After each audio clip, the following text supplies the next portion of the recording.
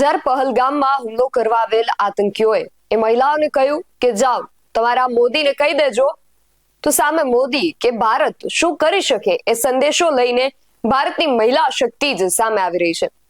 જ્યારથી આ પરિસ્થિતિનું નિર્માણ થયું છે ત્યારથી જે પણ પત્રકાર પરિષદ હોય એમાંથી મોટા ભાગની પત્રકાર પરિષદોમાં દેશની બે દીકરીઓ આવે છે અને ભારતે પાકિસ્તાનને કેવા સટીક અને કેવા જડબાતોડ જવાબ આપ્યા તેની સચોટ માહિતી આપી જાય છે।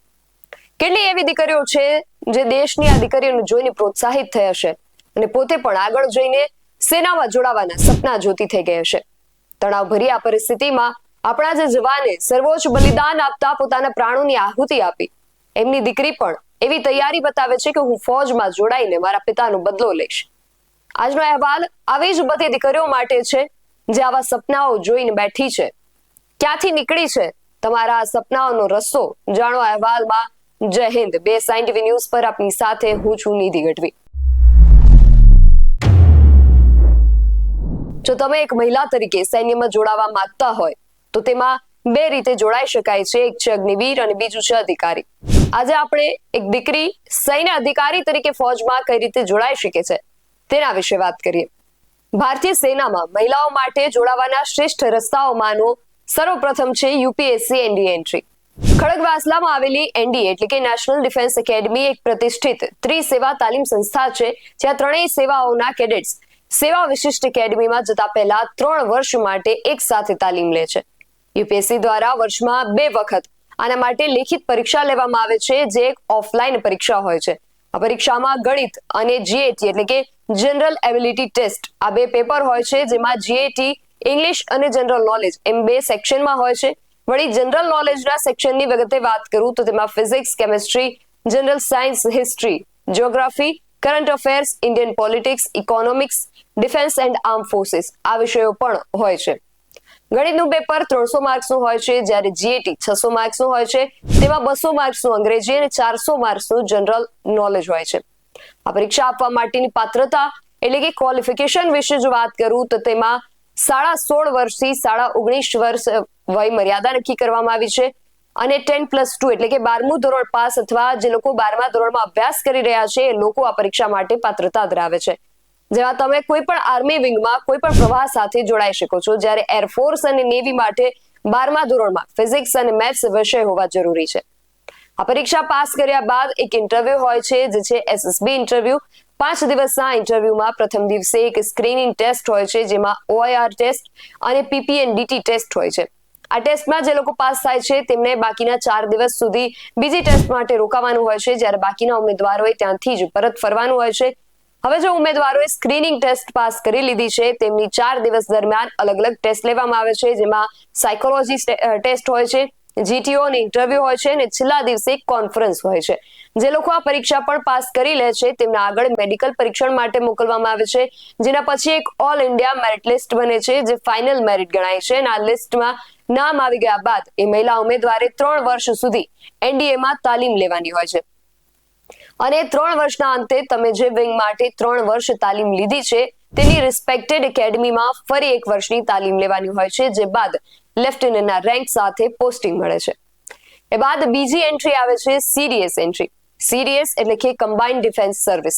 આ એન્ટ્રી ગ્રેજ્યુએશન બેઝડ છે। તમે કોઈ પણ વિષયમાં સ્નાતકની ડિગ્રી સાથે આ પરીક્ષા માટે અરજી કરી શકો છો અને જો તમે કોલેજના છેલ્લા વર્ષમાં છો તો પણ તમે આ પરીક્ષા માટે અપ્લાય કરી શકો છો। આ પરીક્ષા માટે અમુક પસંદગીઓ હોય છે, જેમાં આર્મી, નેવી અને એરફોર્સ પસંદ કરી શકો છો, પરંતુ મહિલાઓ માટે માત્ર આર્મીની ઓટીએ એટલે કે ઓફિસર્સ ટ્રેનિંગ એકેડમીનો ઓપ્શન જ હોય છે, જેની સાથે તમે આર્મીમાં શોર્ટ સર્વિસ કમિશનના અધિકારી તરીકે જોડાઈ શકો છો। આ પરીક્ષા આપવા માટેની પાત્રતા એટલે કે ક્વોલિફિકેશન વિશે વાત કરું તો તેના માટે વય મર્યાદા 19 થી 25 વર્ષ નક્કી કરવામાં આવી છે। યુપીએસસી દ્વારા વર્ષમાં 2 વખત આના માટે પણ લેખિત પરીક્ષા લેવામાં આવે છે, જે એક ઓફલાઈન પરીક્ષા હોય છે। આ પરીક્ષામાં પણ 2 પેપર હોય છે, 100 માર્ક્સનું અંગ્રેજી અને 100 માર્કનું જનરલ નોલેજનું પેપર હોય છે। આમાં પણ પરીક્ષા પાસ કર્યા બાદ એસએસબી ઇન્ટરવ્યુ હોય છે અને એનડીએની જેમ આમાં પણ એસએસબી અને મેડિકલ પછી તાલીમ લેવાની હોય છે, પણ આ તાલીમ 49 અઠવાડિયાની હોય છે, જે ઓફિસર્સ ટ્રેનિંગ એકેડમી ચેન્નઈમાં આપવામાં આવે છે, જેના અંતે તમને લેફ્ટનન્ટની રેન્ક મળે છે અને તમે શરૂઆતમાં 10 વર્ષ માટે શોર્ટ સર્વિસ કમિશન માટે ઓફિસર બની શકો છો, જેને અમુક સંજોગોમાં 14 વર્ષ કે તેથી વધુ સમય સુધી પણ લંબાવી શકાય છે. જે બાદ ત્રીજી આવે છે MNS એન્ટ્રી. MNS એટલે કે military nursing service. Military nursing service સમર્પિત નર્સિંગ વ્યવસાયિકોને સશસ્ત્ર દળો તબીબી સેવાઓમાં સેવા આપવાની તક આપે છે. આ એન્ટ્રી ફક્ત મહિલાઓ માટે જ હોય છે, પરંતુ આના માટે સ્નાતકની સાથે નીટ અંડર ગ્રેજ્યુએશન જરૂરી છે. એવી મહિલાઓ જેમણે નીટ યુજી ક્વોલિફાય કર્યું છે એ લોકો આ પરીક્ષા માટે અરજી કરી શકે છે. આમાં પણ લેખિત પરીક્ષા અને ઇન્ટરવ્યુ હોય છે, જે પછી તમને પુણેની આર્મ્ડ ફોર્સિસ મેડિકલ કોલેજમાં MBBS કોર્સ કરાવડાવવામાં આવે છે. 4 વર્ષના અંતે તમે ડોક્ટરની સાથે ભારતીય સેનાના લેફ્ટનન્ટ બની જાઓ છો. આમાં MNS અધિકારીઓને અધિકારી દરજ્જાની સાથે લશ્કરી કર્મચારીઓ અને તેમના પરિવારોને આરોગ્ય સંભાળ પૂરી પાડવાનો મોકો મળે છે. ત્યારબાદ ચોથી એન્ટ્રી આવે છે ટેરિટોરિયલ આર્મી. આ એન્ટ્રી વિશે ખૂબ ઓછા લોકો જાણતા હોય છે. ટેરિટોરિયલ આર્મી નાગરિક કારકિર્દીની સાથે સાથે રાષ્ટ્રની સેવા કરવાની એક અનોખી તક આપે છે. આ પણ એક ગ્રેજ્યુએટ એન્ટ્રી છે. વર્ષમાં એકવાર આના માટે પણ પરીક્ષા લેવામાં આવે છે.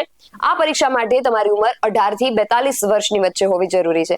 આના માટે એક લાયકાત છે, એ થોડી અલગ છે, અને એ છે કે તમે કોઈ પણ ખાનગી કે સરકારી નોકરી કરતા હોવા જોઈએ અથવા તો કોઈ પણ પ્રકારના આવક ધરાવતા વ્યવસાય સાથે સંકળાયેલા હોવા જોઈએ. આમાં પણ બીજી એન્ટ્રીની જેમ પહેલા લેખિત પરીક્ષા લેવામાં આવે છે. એક ઇન્ટરવ્યુ હોય છે, જે પ્રિલિમિનરી ઇન્ટરવ્યુ બોર્ડ દ્વારા લેવામાં આવે છે. આ એન્ટ્રીમાં એવું હોય છે કે તમારે એક સ્વતંત્ર વ્યવસાયકાર અથવા નોકરિયાત હોવા છતાં વર્ષના અમુક મહિના સુધી સૈન્યમાં સેવા આપવાની હોય છે. એટલે આ વિકલ્પ મહિલાઓને પાર્ટ ટાઈમ લશ્કરી સેવા અને તાલીમ સાથે નાગરિક કારકિર્દીને પણ જાળવી શકે છે. ત્યાર પછી પાંચમી એન્ટ્રી આવે છે SSC ટેકનિકલ એન્ટ્રી. એન્જિનિયરિંગ પૃષ્ઠભૂમિ ધરાવતા મહિલાઓ માટે short service commission technical entry એક વિશિષ્ટ માર્ગ પૂરો પાડે છે.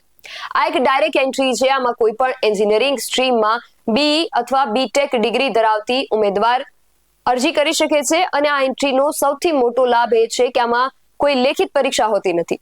શૈક્ષણિક પ્રદર્શનના આધારે શોર્ટલિસ્ટિંગ અને ત્યારબાદ SSB ઇન્ટરવ્યુ અને પછી આગળ બીજી બધી એન્ટ્રીઝની જેમ જ પ્રોસેસ હોય છે. અને આ એન્ટ્રીમાં ઉંમર પણ એક લાભ છે. આની એજ લિમિટ 20 થી 27 વર્ષની છે. ત્યારબાદ આવે છે NCC સ્પેશિયલ એન્ટ્રી. NCC એટલે કે national cadet corps special entry scheme NCC અનુભવ ધરાવતા ઉમેદવારોને લાભ આપે છે. આના માટેની વય મર્યાદા 19 થી 25 વર્ષ નક્કી કરવામાં આવી છે, જેમાં કોઈ પણ મહિલા ઉમેદવાર જે ઓછામાં ઓછા 50% ગુણ સાથે સ્નાતકની ડિગ્રી ધરાવતી હોય અને C પ્રમાણપત્ર સાથે સિનિયર વિંગમાં ઓછામાં ઓછા 2 થી 3 વર્ષ NCC માં પૂરા કર્યા હોય એ લોકો આ એન્ટ્રી માટે અપ્લાય કરી શકે છે. આમાં પણ એ લાભ મળે છે કે લેખિત પરીક્ષા આપવી નથી પડતી. શોર્ટલિસ્ટિંગ બાદ સીધા જ SSB ઇન્ટરવ્યુમાં જવાનું હોય છે, અને આગળ આમાં પણ એ જ પ્રક્રિયા હોય છે. આ પરીક્ષાના અંતે પણ 49 અઠવાડિયાની ટ્રેનિંગ ઓફિસર્સ ટ્રેનિંગ એકેડમી ચેન્નઈમાં આપવામાં આવે છે, જેના અંતે તમને લેફ્ટનન્ટની રેન્ક મળે છે. ત્યાર પછી આવે છે જેગ એન્ટ્રી. જેગ એટલે કે જજ એડવોકેટ જનરલ. આ પણ એક ડાયરેક્ટ એન્ટ્રી છે. જજ એડવોકેટ જનરલની શાખા સેનામાં વિશેષ કાનૂની ભૂમિકાઓ માટે દાયકાના સ્નાતકોની ભરતી કરવામાં આવે છે. આના માટે ઓછામાં ઓછા 55% ગુણ સાથે LLB ડિગ્રી હોવી જરૂરી છે, અને સાથે સાથે પાછલા વર્ષનો ક્લેટ PG સ્કોર પણ જરૂરી છે. અને બાર કાઉન્સિલમાં વકીલ તરીકે નોંધણી હોય તો તમે આ એન્ટ્રી માટે અરજી કરી શકો છો. અને આ પણ એક ડાયરેક્ટ એન્ટ્રી હોવાના કારણે શોર્ટ લિસ્ટિંગ બાદ સીધા જ SSB ઇન્ટરવ્યુમાં જવાનું હોય છે, અને આગળ આમાં પણ એ જ પ્રક્રિયા હોય છે. ત્યારબાદ આવે છે army medical corps. Army medical corps તબીબી વ્યવસાયિકોને લશ્કરી આરોગ્ય સંભાળમાં સેવા આપવાની તકો પૂરી પાડે છે. આના માટે અંડર ગ્રેજ્યુએટ માટે નીટ સ્કોરના આધારે પ્રવેશ આપવામાં આવે છે, અને ઇન્ટર્નશિપ પૂર્ણતા સાથે MBBS ની ડિગ્રી આપવામાં આવે છે. આ એન્ટ્રી માટે વય મર્યાદા 30 વર્ષ સુધી નિર્ધારિત કરવામાં આવી છે. નીટ સ્કોરના આધારે શોર્ટલિસ્ટિંગ કરવામાં આવે છે અને ઇન્ટરવ્યુ માટે બોલાવવામાં આવે છે. ધી AMC સિલેક્શન બોર્ડ દ્વારા ઇન્ટરવ્યુ અને મેડિકલ પરીક્ષણ કરવામાં આવે છે, અને અંતે મેરિટ બાદ ભરતી પ્રક્રિયા શરૂ કરવામાં આવે છે. ત્યાર પછી આવે છે army dental corps. Army dental corps વિશેષ ભૂમિકાઓ માટે ડેન્ટલ વ્યવસાયિકોની ભરતી કરે છે. અંતિમ વર્ષમાં ઓછામાં ઓછા 55% ગુણ સાથે BDS અથવા DCI માન્યતા પ્રાપ્ત સંસ્થામાંથી MDS કરેલું હોવું જરૂરી છે. આ એન્ટ્રી માટે વય મર્યાદા 45 વર્ષ સુધી નિર્ધારિત કરવામાં આવી છે. આ પણ એક ડાયરેક્ટ એન્ટ્રી હોવાના કારણે શોર્ટ લિસ્ટિંગ બાદ ઇન્ટરવ્યુ હોય છે. ત્યારબાદ 10મી એન્ટ્રી આવે છે FCAT પરીક્ષા. એરફોર્સ કોમન એડમિશન ટેસ્ટ ભારતીય વાયુસેનામાં જોડાવા માટે મહિલાઓ માટે બહુવિધ માર્ગ પ્રદાન કરે છે. આ પરીક્ષા પણ વર્ષમાં 2 વાર લેવામાં આવે છે અને આમાં મુખ્ય 2 બ્રાન્ચ હોય છે. એક છે ફ્લાઇંગ બ્રાન્ચ અને બીજી છે ગ્રાઉન્ડ ડ્યુટી. ફ્લાઇંગ બ્રાન્ચ માટે વયમર્યાદા 20 થી 24 વર્ષની નક્કી કરવામાં આવી છે, જેમાં 10+2 એટલે કે 12મા ધોરણના સ્તરે ગણિત અને ભૌતિક શાસ્ત્રમાં 60% ગુણ અને ગ્રેજ્યુએશન અથવા BE અને BTech ડિગ્રીમાં ઓછામાં ઓછા 60% ગુણ હોવા જરૂરી છે. અને આની પસંદગી માટે FCAT લેખિત પરીક્ષા અને ત્યારબાદ SSB ઇન્ટરવ્યુ અને આગળની પ્રોસેસ અન્ય જે એન્ટ્રી છે એની જેમ જ હોય છે. એ સિવાય જે ગ્રાઉન્ડ ડ્યુટી છે એમાં વળી 2 ભાગ પડે છે. એની અંદર એક આવે છે ટેકનિકલ બ્રાન્ચ અને બીજી આવે છે નોન ટેકનિકલ બ્રાન્ચ. ટેકનિકલ બ્રાન્ચમાં વયમર્યાદા આગળની જેમ જ 20 થી 24 વર્ષ નક્કી કરવામાં આવી છે. આમાં 10+2 ના સ્તરે ગણિત અને ભૌતિક શાસ્ત્રમાં ઓછામાં ઓછા 50% ગુણ અને ઓછામાં ઓછા 60% ગુણ સાથે એન્જિનિયરિંગ ડિગ્રી હોવી જરૂરી છે. આમાં પણ FCAT ની જે પરીક્ષા હોય છે તેને પાસ કરવાની હોય છે અને ત્યારબાદ SSB ઇન્ટરવ્યુ અને આગળની જે પ્રક્રિયા છે એ અન્યની જેમ જ હોય છે. જ્યારે નોન ટેકનિકલ જે બ્રાન્ચ છે એમાં કોઈ પણ વિષયની સાથે સ્નાતકની ડિગ્રી હોવી જરૂરી છે. આ ડિગ્રી સાથે તમે FCAT ની પરીક્ષા આપો છો અને FCAT ની પરીક્ષા બાદ SSB ઇન્ટરવ્યુ અને આગળની પ્રક્રિયા અગાઉની જેમ જ હોય છે. ત્યારબાદ 11મી એન્ટ્રી આવે છે SSC ઓફિસર એન્ટ્રી, જે નેવલ આર્કિટેક્ચર માટે છે. ભારતીય નૌકાદળ સીધી એન્ટ્રી દ્વારા મહિલાઓને શોર્ટ સર્વિસ કમિશન ઓફિસર તરીકે ભરતી કરે છે. 60% ગુણ સાથે સંબંધિત શાખાઓમાં એન્જિનિયરિંગ કર્યું હોય તેવા વિદ્યાર્થીઓ આ એન્ટ્રી માટે અરજી કરી શકે છે. અંતિમ વર્ષના વિદ્યાર્થીઓ માટે 19 થી 24 વર્ષ વયમર્યાદા નક્કી કરાઈ છે અને પ્રી ફાઇનલ વર્ષના વિદ્યાર્થીઓ માટે 18.5 થી 23.5 વર્ષ નક્કી કરવામાં આવી છે. આ પણ એક ડાયરેક્ટ એન્ટ્રી હોવાના કારણે શોર્ટ લિસ્ટિંગ થાય છે અને ત્યારબાદ SSB ઇન્ટરવ્યુ હોય છે. અને છેલ્લી અને 12મી એન્ટ્રી છે CAPF એટલે કે સેન્ટ્રલ આર્મ્ડ પોલીસ ફોર્સિસ. આના માટે વયમર્યાદા 20 થી 25 વર્ષની નક્કી કરવામાં આવી છે. આની અંદર એક પરીક્ષા લેવામાં આવે છે UPSC દ્વારા, જેને કહેવામાં આવે છે CAPF ની લેખિત પરીક્ષા. આની અંદર 2 પેપર હોય છે, એક ઓબ્જેક્ટિવ હોય છે અને બીજું જે હોય છે એ ડિસ્ક્રિપ્ટિવ હોય છે. પહેલું હોય છે એની અંદર જનરલ એબિલિટી અને ઇન્ટેલિજન્સનું પહેલું પેપર હોય છે અને બીજું પેપર છે એનું નામ છે general studies essay and comprehension. આ જે પેપર છે એની અંદર ડિસ્ક્રિપ્ટિવ લખાણ લખવાનું હોય છે. આના દ્વારા તમે BSF, CRPF, CISF, ITBP અને SSB માંથી કોઈ પણમાં આસિસ્ટન્ટ કમાન્ડન્ટ તરીકે જોડાઈ શકો છો.